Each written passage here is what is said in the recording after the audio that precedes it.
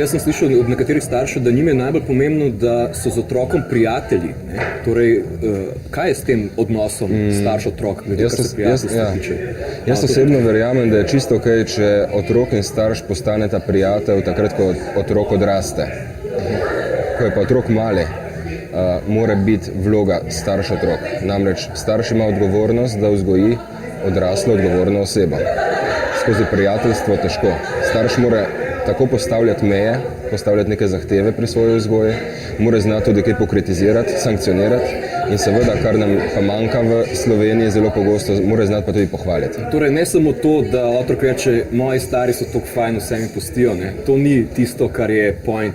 To je medvedja usluga staršev. Namreč gre za to, da otroci, ki jim starši vse pustijo, se ne navadijo reševati problemov v življenju. Zakaj ne? Zato, ker jim je vse dano na pladnjo. Nekdo drug za njih rešuje probleme.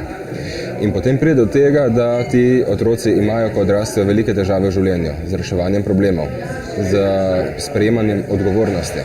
Pa še kar je najhujše, nekateri v najstniških letih iščejo reševanje problemov in toplino, ki so jo imeli v zlorabljenju drog, recimo.